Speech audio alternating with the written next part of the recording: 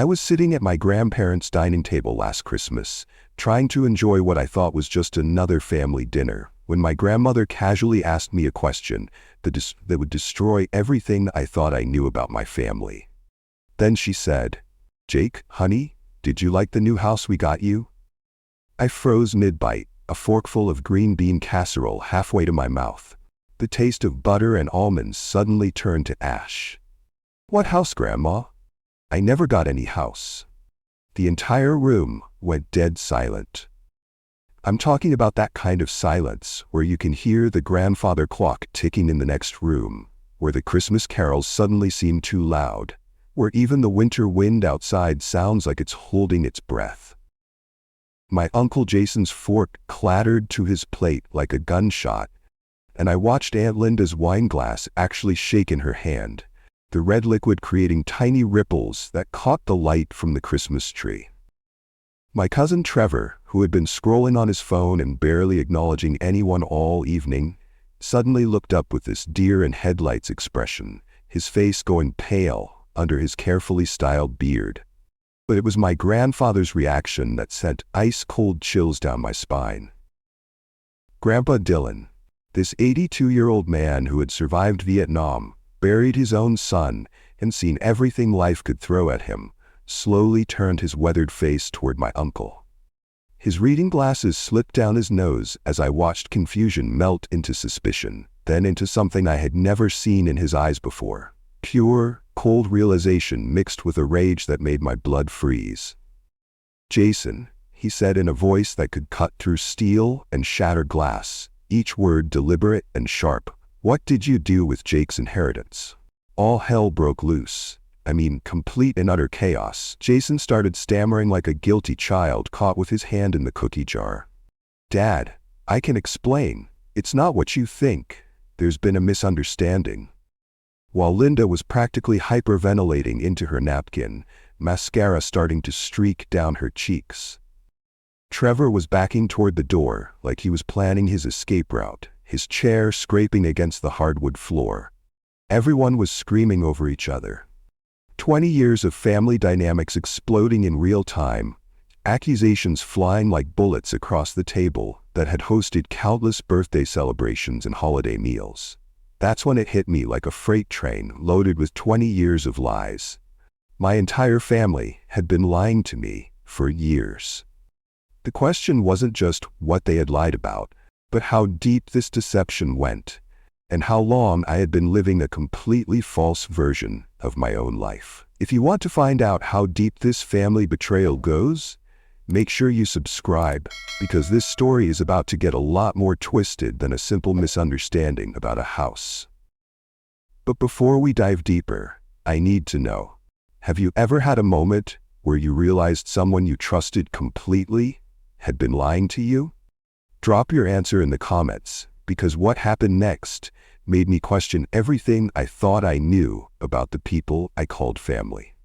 Let me tell you who I really am, because understanding my background is crucial to why what happened next was so devastating, and why I had spent my entire adult life accepting crumbs when I should have been sitting at the feast. My name is Jake. I'm 28 years old, and I work as an electrician here in Columbus, Ohio, in a job that leaves my hands permanently stained and my back aching by Thursday every week. I live paycheck to paycheck in a one-bedroom apartment with thin walls where I can hear my neighbor's TV through the bathroom wall.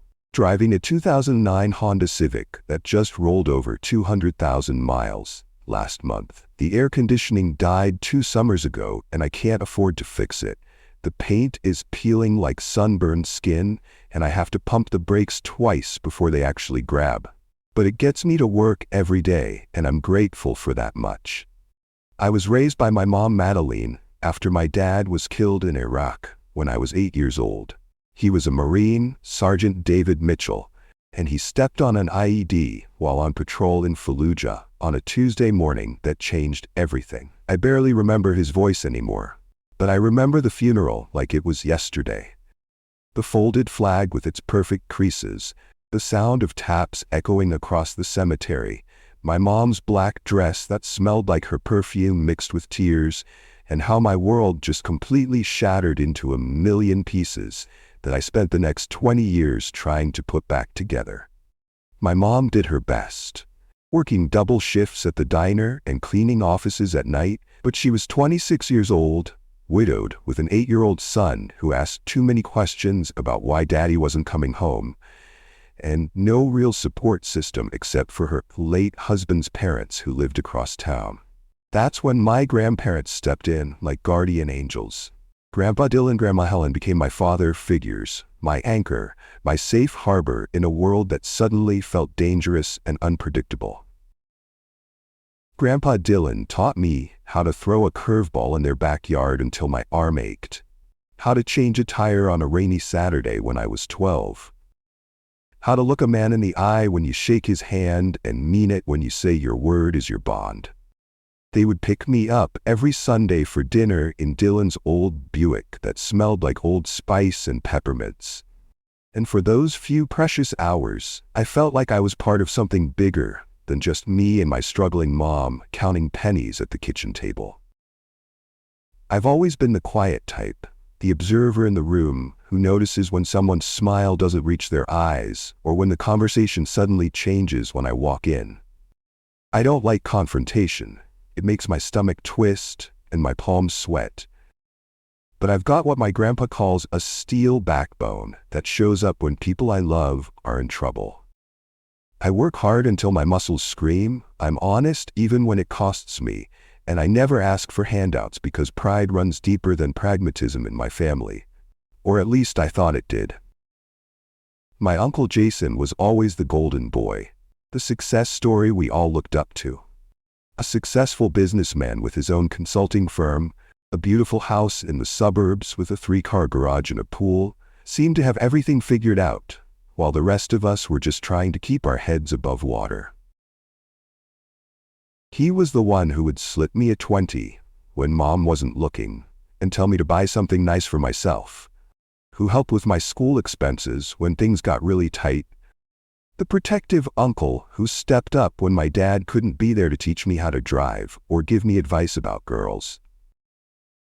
I looked up to him with the kind of hero worship that only a fatherless boy can understand. I thought he was what I should aspire to be, what success looks like, what taking care of family meant. The truth is, I always saw myself as the poor cousin, the charity case, the one who didn't quite measure up no matter how hard I tried, the one who shopped at thrift stores while Trevor, my cousin, got name brands, who worked summers while he went to camps, who couldn't afford college while his tuition got paid without question.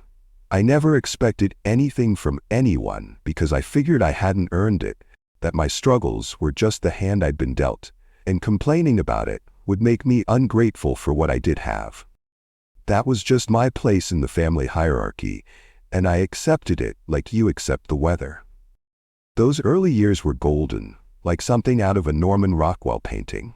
From ages 12 to 18, I felt secure, loved, part of a real family that had traditions and inside jokes and a place at the table that was always mine.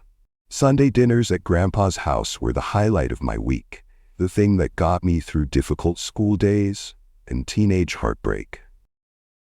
We'd sit around that same dining table where everything exploded last Christmas, and I'd listen to stories about my dad's childhood, about the family history stretching back to great-grandparents I'd never met, about how we all took care of each other no matter what life threw our way. When I graduated high school with decent grades but no college fund, I couldn't afford university. While my cousin Trevor got his tuition paid for and went off to study business at Ohio State, I went straight into construction work with calloused hands and aching joints before I was 20. I told myself it was fine. I was good with my hands, I could make a decent living. College wasn't for everyone anyway. The family gatherings became less frequent because I was always working, picking up extra shifts, always trying to make ends meet, while watching everyone else seem to glide through life without the constant worry about whether I could afford groceries and rent in the same month. But here's where things started to shift in ways so subtle I didn't even notice at the time. Jason gradually became more controlling of the family finances, positioning himself as the responsible adult who handled the complicated stuff. He would say things like, "Don't worry about it. I'm handling everything for mom and dad, and let me take care of the financial decisions. That's what I'm good at." He became the family's financial manager, the gatekeeper of information, the one who decided what everyone needed to know and when they needed to know it. I assumed I was just the poor relative who didn't need to be involved in those conversations, whose opinion didn't matter because I couldn't contribute anything meaningful anyway. I never questioned it because, honestly, what did I have to offer? I was barely keeping my own head above water, living on ramen noodles and hope. What business did I have discussing family investments or property decisions? Then 2020 hit like a wrecking ball. The pandemic shut down the construction industry overnight, and I lost my job along with millions of other Americans. For the first time in my adult life, I swallowed my pride like a bitter pill and asked Jason for a small loan. Nothing huge, just enough to cover rent and groceries until I could find work again. Maybe $2,000 that I promised to pay back with interest as soon as things got better. His reaction was strange, uncomfortable. He became evasive, telling me money's tight for everyone right now, and we all have to make sacrifices during these difficult times. He made me feel like I was being selfish and entitled for even asking, like I was taking advantage of family generosity when everyone was struggling. But here's the thing that started eating at me like acid in my stomach. 3 weeks later, Jason bought a brand new BMW X5, metallic blue with leather seats and all the bells and whistles. A month after that, he took Linda and Trevor to Cabo for a week-long vacation, posting pictures on Facebook of beachside dinners and sunset margaritas while I was sitting in my apartment, rationing ramen noodles and wondering if I should sell my dad's Purple Heart to make rent. That's when I started paying attention. Really paying attention with the kind of focus I usually reserved for complex electrical problems. Grandpa Dylan would make these confused comments during our rare phone calls that didn't quite add up. He'd ask me why I never visited the lake house, or mention improvements that had been made to my property, or wonder aloud why I never called to thank them for the Christmas bonus they thought they'd sent. I had no idea what he was talking about, but I figured maybe he was getting confused in his old age, mixing up conversations or remembering things that hadn't happened. Then I started finding old family photos at my mom's house while helping her clean out the attic. Pictures of properties I'd never seen, family gatherings at places I'd never been, celebrations I had no memory of attending. Beautiful homes with wraparound porches and mature trees, lake houses with private docks, cabins in the mountains that looked like something from a vacation rental website. When I asked Jason about them, he'd deflect faster than a politician avoiding a scandal or changing the subject so smoothly, I almost didn't notice it happening. Every single time. I began to notice a pattern that made my electrician's brain start connecting circuits. Jason was always the one handling my grandparents' finances. He had power of attorney. He managed their bills, he made decisions about their care and their investments. And he kept me completely out of the loop, which I had accepted as normal because I was just the poor nephew who couldn't contribute anything anyway. But something wasn't adding up. The numbers didn't make sense. Jason's lifestyle, his evasiveness when I asked simple questions, my grandfather's confusion about properties and money I'd never received, those photos of family wealth I'd never been part of. It was like pieces of a puzzle that didn't quite fit together, no matter how I tried to force them. So I started asking more pointed questions. Casual ones at first, then more direct, then downright investigative. And every time I got close to something that mattered, every time I asked about specifics, Jason would shut it down faster than a power grid in a storm, or steer the conversation elsewhere with the skill of someone who'd had a lot of practice. I had no idea I was about to uncover a deception that had been going on for over a decade.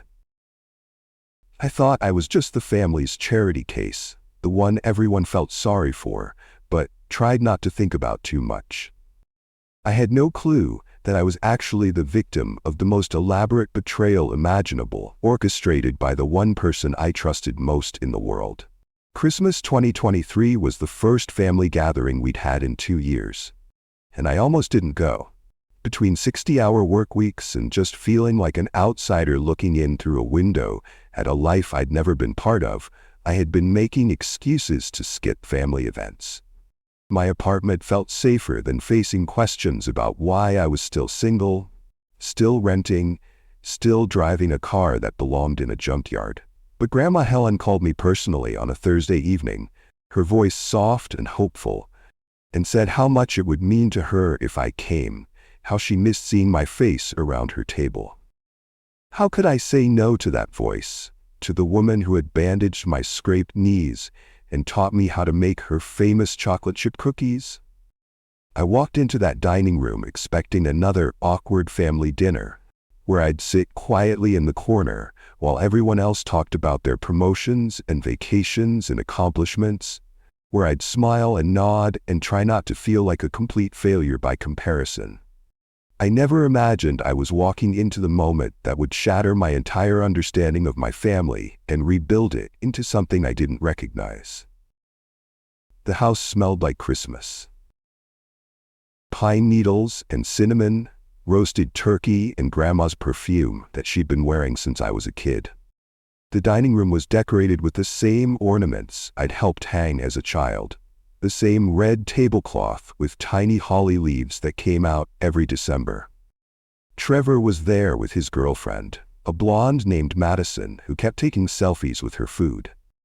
Linda was fussing over the table settings, making sure everyone had the right fork for salad. Jason was holding court at the head of the table, telling stories about his latest business deals, while everyone laughed at the right moments. We were about halfway through dinner, stomachs full and conversation flowing with the help of wine, when Grandma Helen, sweet as always, reached for the mashed potatoes with hands that shook just slightly and casually asked, "Jake, honey? Did you like the new house we got you?"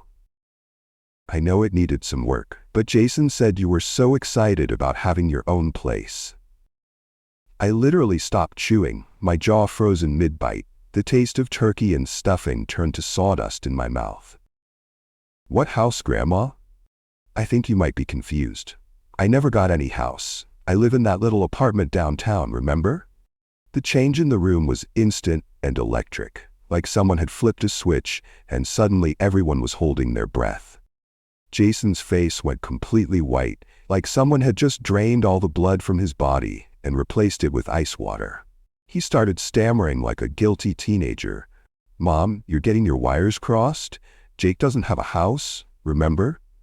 You must be thinking of someone else." But Grandpa Dylan wasn't buying it. I watched this 82-year-old man's face as the pieces started clicking together in his mind like tumblers in a lock. His confusion turned to suspicion, then to a cold, hard realization that made his jaw clench and his eyes narrow. "Wait a minute," Dylan said slowly, his voice getting harder and more dangerous with each word. "Jason, you told us Jake got the house. You said he loved it. You said he was grateful but too proud to call and thank us himself. You showed us pictures of him there." That's when the accusations started flying like shrapnel from an explosion. Grandma Helen, bless her heart, was getting agitated, her voice rising with confusion and hurt. "You told us Jake got the house. You said he was living there. You said he was fixing it up. You showed us pictures." Trevor, who had been trying to become invisible in his chair like a chameleon, suddenly blurted out under the pressure, his voice cracking like he was 13 again. "I've been living in Jake's house for 3 years. Jason said it was okay. He said Jake didn't want it. He said Jake preferred apartment living." The room exploded like a dam, bursting. I mean, complete and utter chaos. Jason was trying to talk over everyone, making desperate excuses, saying there had been misunderstandings, that he could explain everything if people would just calm down and listen to reason. Linda was crying into her napkin, her makeup running in black streaks down her cheeks. Trevor looked like he wanted to crawl under the table and disappear into the floorboards. Madison was staring at her phone, probably wondering what kind of family she'd gotten mixed up with. But the truth was coming out like water through a broken dam. Unstoppable and devastating. Jason had been intercepting my inheritance for years. Not just the house, everything. Money that was supposed to come to me after my dad died, property that had been left in trust, financial support that my grandparents thought they had been giving me all along. I wasn't angry at that moment. Anger would have been cleaner, simpler. I was completely devastated, hollowed out, like someone had reached into my chest and scooped out everything that mattered. Betrayed doesn't even begin to cover what I felt. This was the man I had looked up to my entire life. The uncle who had helped raise me, who I thought was the success story of our family, the person I wanted to become when I grew up. And he had been stealing from me, from his own nephew, for over a decade while watching me struggle and suffer. The family was fracturing right in front of my eyes like ice breaking under pressure. Years of lies were unraveling, and everyone was screaming accusations at each other while Christmas music played incongruously in the background. Jason was desperate, trying to control the narrative, spinning stories about misunderstandings and good intentions. But it was too late. The truth was out, spreading through the room like wildfire. I stood up from that table, my legs unsteady, looked at every single person in that room. People I'd called family my entire life, and said in a voice that didn't sound like my own, "I need to leave, right now." And I walked out into the cold December night, leaving behind the only family I thought I had, my breath forming clouds in the freezing air as I tried to process what had just happened. I drove around Columbus for hours that night in my dying Honda, heat barely working, just trying to process what had exploded in that dining room. My entire adult life had been a lie. The struggles, the financial stress, the sleepless nights, wondering how I'd make rent, the feeling like I was the family failure who couldn't get his act together. It had all been manufactured by someone I trusted more than anyone else in the world. The next morning, with hands that shook from caffeine and shock, I did something I had never done in my life. I called a lawyer. I spent the next 2 weeks documenting everything I could remember. Every conversation that hadn't made sense, every deflection when I'd asked about family finances, every time Jason had steered me away from discussions about money or property. I approached it like the most complex electrical problem I'd ever faced. Methodical, systematic, following every wire to see where it really led, checking every connection until I understood the whole system. What I discovered made my blood run cold and my hands shake with rage. Jason had power of attorney over my grandparents' affairs. He had been managing estates, handling trusts, making financial decisions for the entire family. And he had been systematically stealing from multiple people, not just me, creating a web of lies so complex it had taken him years to weave. I found bank records with signatures that looked like mine but felt wrong when I studied them. Property deeds that had been transferred without proper authorization. A paper trail that showed years of financial manipulation and elder abuse so calculated it took my breath away. When I reconnected with Grandpa Dylan and showed him what I had found, this man who had survived Vietnam and buried his own son and saw the worst of humanity was shaking with rage so pure it scared me. He said, his voice trembling with fury, "Jake, this isn't just about money. This is about protecting our family from a predator who happens to share our name." The lawyer confirmed what we suspected in language that made everything real and terrifying. This wasn't just theft. It was elder abuse, fraud, and potentially federal crimes involving military benefits and estate manipulation. We were talking about prison time, not just paying money back. That's when I made my decision. This wasn't about getting my inheritance back, though that mattered. This was about protecting my grandparents and making sure Jason couldn't do this to anyone else ever again. If you're wondering how far this rabbit hole goes, Make sure you subscribe, because what I discovered next will make your jaw drop and your faith in humanity shake. We're talking about a scheme that goes back over a decade and involves way more than just one house.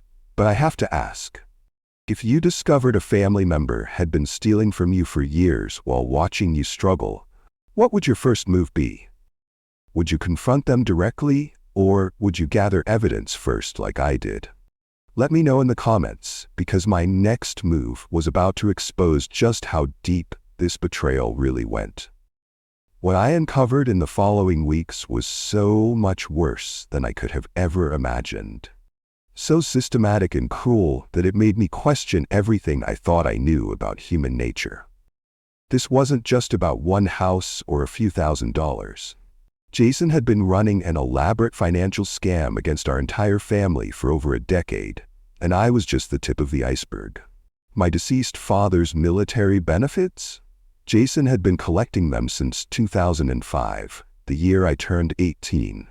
Every single month for 18 years, survivor benefits that were supposed to help me and my mom build a life after losing the most important person in our world were being deposited into accounts that Jason controlled. We're talking about hundreds of thousands of dollars that should have paid for my college education, helped my mom with the mortgage on our little house, given us the financial stability we desperately needed during the hardest years of our lives. But it gets so much worse. Jason owned 4 different properties that legally belonged to other family members, properties worth over $1 million combined. The lake house that Grandpa Dylan kept asking me about? That was supposed to be mine. Left in trust after my dad died, a place where I could have built memories and maybe even raised a family someday. The rental property in downtown Columbus that was generating steady income? Also mine. Money that could have changed everything about my financial situation. A vacation cabin in Tennessee that I had never even heard of? Mine too. Sitting empty except when Jason's family used it for their weekend getaways. Jason had somehow managed to manipulate the power of attorney documents and had been systematically transferring property ownership to himself or his immediate family members. He had created a real estate empire built entirely on stolen inheritance, funded by the deaths and sacrifices of people who had trusted him to do the right thing. Then I discovered something that made me physically sick. Something so callous, it took me 3 days to fully process. Jason had been borrowing against my grandparents' house, the home they had lived in for 40 years, the place where I had spent every Sunday of my childhood, where my dad had grown up and learned to ride a bike in the driveway. He had taken out multiple loans using their property as collateral, and they had no idea their home was at risk. Trevor wasn't just an innocent victim caught in the middle of family drama. He had been living in my house for 3 years, knowing full well it wasn't his, enjoying stolen property while watching me struggle to make rent on a crappy apartment with paper-thin walls. He had been complicit in the fraud, benefiting from it every single day while I worked 60-hour weeks just to survive. And Linda, my aunt who always seemed so sweet and supportive, who remembered my birthday and asked about my job? She knew everything. The lawyer showed me financial records proving that Linda had been receiving regular payments from Jason's scheme, essentially hush money to keep her quiet about what she'd witnessed. She had been benefiting from stolen money while watching me ration groceries and drive a car that belonged in a junkyard. But here's what really broke me. What made me understand the true scope of Jason's cruelty. I found documents showing that Jason was planning to put my grandparents in a nursing home, not because they needed medical care or couldn't take care of themselves, but because it would give him complete control over their remaining assets. He was going to sell their house, liquidate their savings, and essentially warehouse them in a facility while he managed their money until they died. The VA benefits were the part that shattered what was left of my faith in family. My father died serving his country, believing he was protecting the people he loved, and Jason had been profiting from that sacrifice for nearly 2 decades.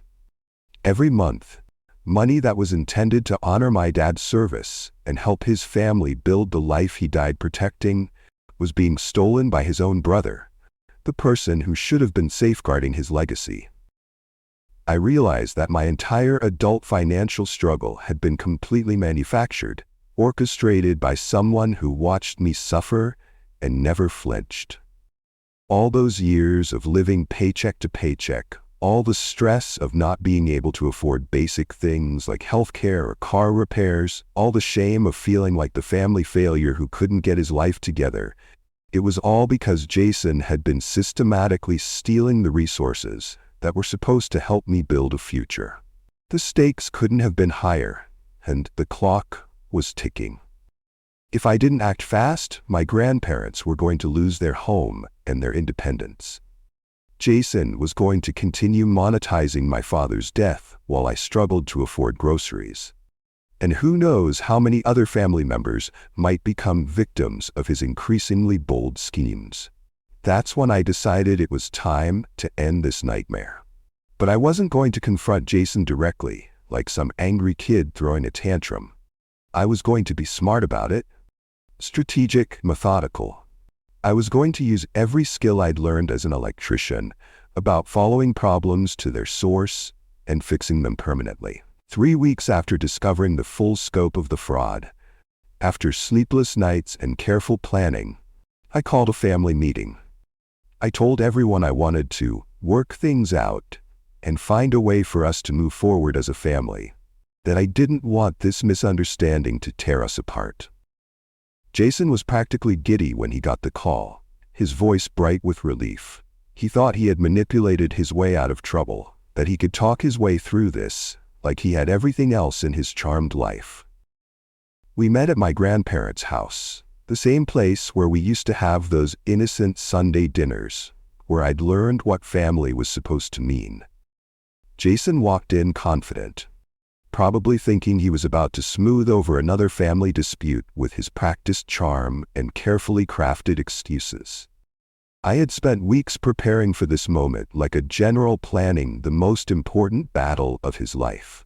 I had documents, bank records, property deeds, recordings of phone conversations where Jason had lied about family finances. I had worked with my lawyer to organize everything into a presentation that would be impossible to deny or explain away. Evidence so overwhelming that even Jason's silver tongue couldn't twist it into something innocent. "Jason," I said calmly, my voice steadier than I felt inside. "I want to show everyone what I've discovered over the past few weeks. I think we all deserve to know the truth."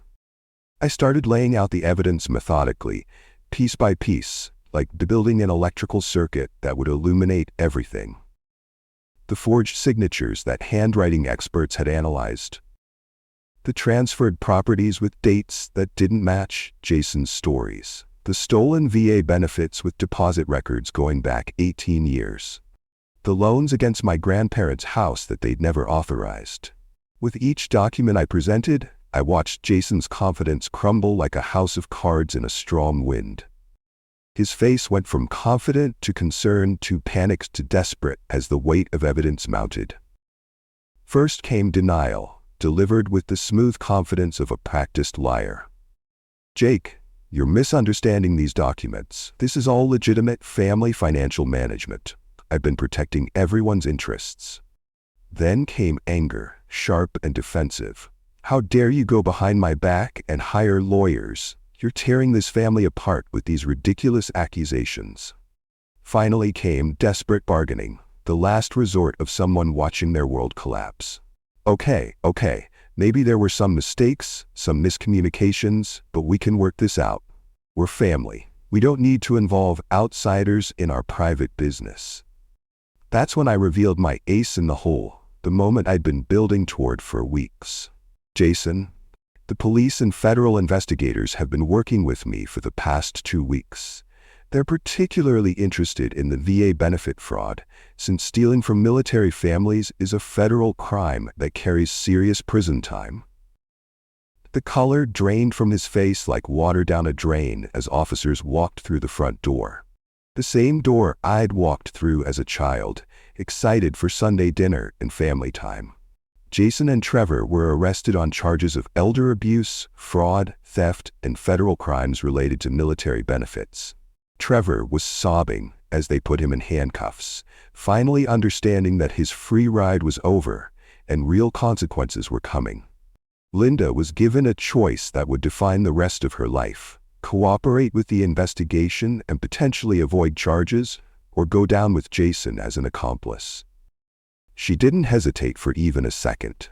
She turned on Jason immediately, providing evidence of additional financial crimes that I hadn't even discovered yet, desperate to save herself from the wreckage of his schemes.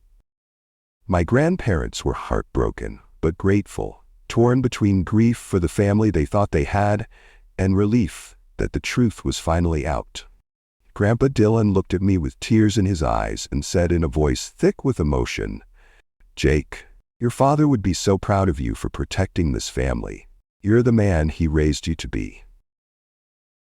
The process of recovering the stolen assets began immediately, a complex legal procedure that felt like performing surgery on our family's finances. Properties were transferred back to their rightful owners, stolen money was traced and recovered through forensic accounting, and my grandparents' house was secured from the fraudulent loans that had threatened their home.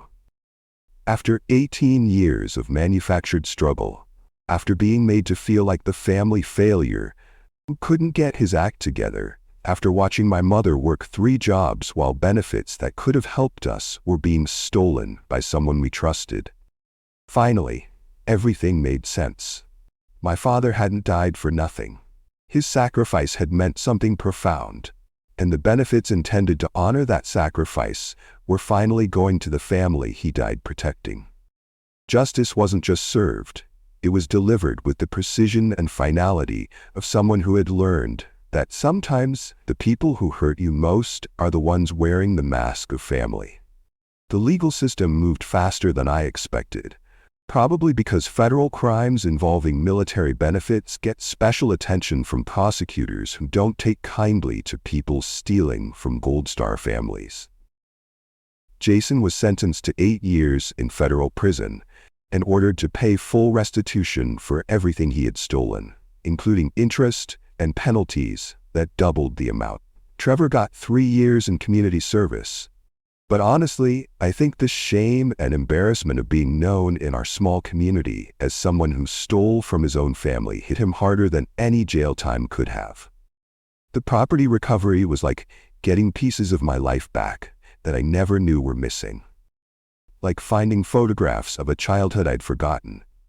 I got the house, the one that Grandma Helen had casually asked me about that Christmas dinner that changed everything. It was a beautiful 3-bedroom home with a big backyard perfect for barbecues, a front porch that overlooked a lake where you could watch the sunset, and rooms that my father had probably imagined filling with his family someday. But you know what I did with that house? I moved my grandparents in with me. Grandpa Dylan and Grandma Helen had spent 40 years in their family home, building memories in every room, but after everything Jason had put them through, they needed a fresh start somewhere safe. And honestly, so did I. We needed to rebuild our family from the ground up, create new traditions based on honesty instead of lies. Linda has been working incredibly hard to make amends, and I have to give her credit for that. She returned every penny she had received from Jason's scheme, even though it meant selling her car and downsizing her lifestyle significantly. She calls my grandparents every week now, something she hadn't done in years when she was benefiting from the stolen money and feeling too guilty to see them regularly. Drop a comment and let me know where you're watching from. And tell me, have you ever had to choose between keeping peace and fighting for justice? Have you ever discovered that someone you trusted completely was lying to you about something fundamental to your life? Because sometimes the right choice is the hardest one to make, and sometimes the truth is the most painful gift you can give the people you love. And if this story taught you anything about the importance of asking questions when something doesn't feel right, about trusting your instincts even when everyone else is telling you you're wrong. Make sure you hit the subscribe button, like, and share.